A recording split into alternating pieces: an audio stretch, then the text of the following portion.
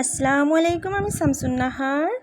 আমি মিষ্টি বানানোর জন্য চলে আসছি। তো এখানে আমি পাউরুটির মালাই রোল তৈরি করব। তার জন্য আমি বিগ সাইজের একটি পাউরুটি নিয়েছি। দেন কেউ চাইলে স্মল সাইজের পাউরুটি নিতে পারে, আমি বিগ সাইজটা নিয়েছি। তো আমি মাঝের অংশটুকু নিব, সাইডের ধারগুলো আমি কেটে বাদ দিয়ে দিব। দেন আমি বিগ সাইজের পাউরুটির জন্য নিয়েছি যে আমি মাঝের অংশটুকু থেকে আমি দুটো স্লাইসে আমি ভাগ করব। তার জন্য এই যে দেখেন আমার পাউরুটি এতগুলো হয়েছে। দেন এতগুলো পাউরুটি হয়েছে, তারপর আমি বেলুনি নিব, নিয়ে পরে এটা রুটি যেভাবে বেলতে হয় ওইভাবে আমি বেলে নিব। রুটির মতো করে পাতলা করে বেলে নিতে হবে। দেন চারি সাইডে চেপে চেপে জাস্ট এদিকে ওদিকে ভালো করে বেলে নিতে হবে, মানে একদম পাতলা হবে বেলাটা দিয়ে, বুঝতে পারতেছেন। তারপরে জাস্ট আমি চাকুটা দিয়ে আমি দুটি স্লাইসে ভাগ করে নিব। দেন ভাগ করে নেওয়ার পরে আমি সাইডে রেখে দিব।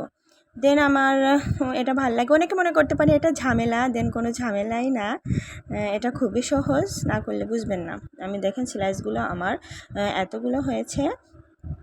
তারপর আমি নেক্সট স্টেপে চলে গেছি। এখানে আমি পুর রেডি করার জন্য আমি হাফ লিটার দুধ নিয়েছি, এলাচ দিয়েছি। আমি ঘনত্ব তৈরি করে নিতে হবে। তার মধ্যে আমি 5 চামচ চিনি দিয়ে দিয়েছি। চিনিটা দিয়ে নাড়তে হবে। যখন একটু বলক উঠবে তখন এটা আমি 2 চামচ কর্নফ্লাওয়ার দিয়েছি। তো অনেকে চালের গুঁড়ো দিতে পারে, আমার ঘরে কর্নফ্লাওয়ার ছিল, আমি সেটা দিয়েছি। তো এটা দিয়ে নাড়তে হবে।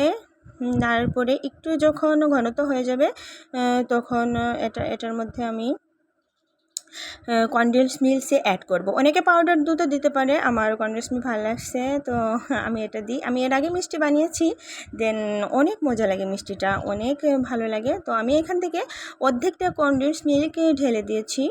তো ঢালার পরে আমি এগুলো নাড়বো। নাড়তে নাড়তে কিন্তু অনেকটা ঘনত্ব চলে আসবে।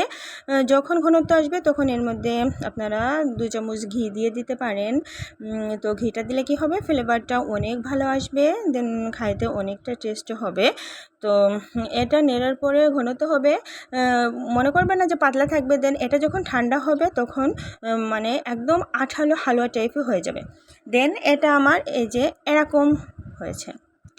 তো এটা হওয়ার পরে এটাকে আমি মিষ্টির জন্য রেডি করব। তারপরে যে স্লাইসগুলো কেটে রেখেছিলাম একে একে স্লাইসটা নিয়েছি। তো সামান্য একটু পুর দিয়ে দিয়েছি। পুর দেওয়ার পরে এটাকে আমি আলতোভাবে এটাকে ফোল্ড করে নিব। ওকে, তো ফোল্ড করে নেওয়ার পরে যে ধারটা আছে ওটা ছেড়ে যেতে পারে, তার জন্য ওইখান থেকে আপনি পুরটা নিয়ে জাস্ট ওইখানে আলতোভাবে লাগিয়ে চাপ দিলে এটা সেটিং হয়ে যাবে। দেন এটা ঝামেলার কিছুই না, করতে পারলে অনেক ইজি। দেন আমি সারা সপ্তাহ ব্যস্ত থাকি, তারপরেও আমি চেষ্টা করি কিছু নতুন নতুন রেসিপি তৈরি করার জন্য। যেহেতু আমরা ঢাকাতে থাকি, মিষ্টি ওইভাবে কিনি না, বাসায় রেডি করার চেষ্টা করি, যেহেতু আমার হাজব্যান্ড পছন্দ করে, আমার বাচ্চা এই রোলটাও খাইতে অনেক পছন্দ করে। দেন সময় পাইলে আমি বানিয়ে নিই। আপনারা অবশ্যই চেষ্টা করবেন, এটা কিন্তু অনেক টেস্টি হয়, না খাইলে বোঝা যাবে না। দোকানের মিষ্টি তো অনেকেই কিনে খান, দেন একটু বানিয়ে দেখেন না কেমন লাগে। তো দেখেন আমার একটা পার্টি থেকে এখানে আমার 30 থেকে 35টা রোল রেডি হয়ে গেছে। ওপর দিকে আমি চলে গেছি মালাইটা রেডি করার জন্য। মালাইতে আমি তেজপাতা, দারচিনি, এলাচ দিয়ে দিয়েছি।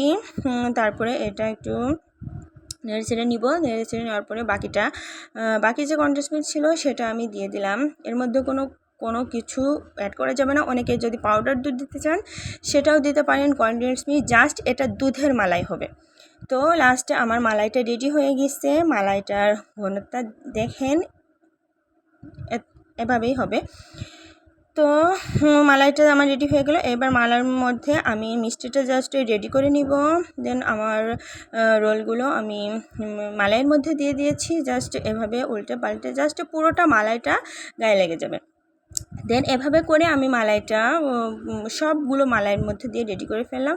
অনেকে ভাবতে পারে যে রোল ঝোল টাইপের হবে নাকি, না, এটা কখনোই ঝোল টাইপের হবে না। দেন এটা যখন আপনি ফ্রিজে 2 ঘন্টা রেখে দিবেন তখন জাস্ট মালাইটা উপরে সেট হয়ে যাবে। আর খাইতে এতটা লোভনীয় হয় ভাবতেও পারবেন না। আমি এটা মানে অনেক প্রশংসা পেয়েছি বানিয়ে। দেন অবশেষে আমার মারের রোলটা রেডি হয়ে গেছে। জাস্ট এটা আমি অরেঞ্জ ফুড কালার জাস্ট দেখার সৌন্দর্যের জন্য আমি এটা উপরে দিয়ে নিয়েছি। এটা চাইলে স্কিপ করে নিতে পারেন। দেন এটা আমার ভালো লাগছে, আমি দিয়েছি। তো এটা আমি যখন ফ্রিজে রাখবো তখন জাস্ট সুন্দরভাবে সেট হয়ে যাবে।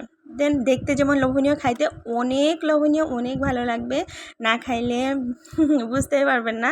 দেন আমার চ্যানেলটা অবশ্যই ফলো দিয়ে রাখবেন। নতুন নতুন রেসিপি পেয়ে যাবেন। নতুন নতুন রেসিপি পাইতে অবশ্যই ফলো দিবেন, লাইক কমেন্ট প্লিজ করে দিবেন। তো অনেক লোভনীয় হয়। যে দেখেন আমি 2 ঘন্টা ফ্রিজে রাখার পর মালাইটা একদম সেট হয়ে গিয়েছে।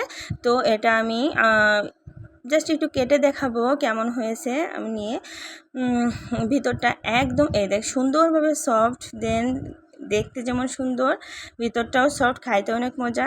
প্লিজ ফলো দিবেন। আসসালামু আলাইকুম।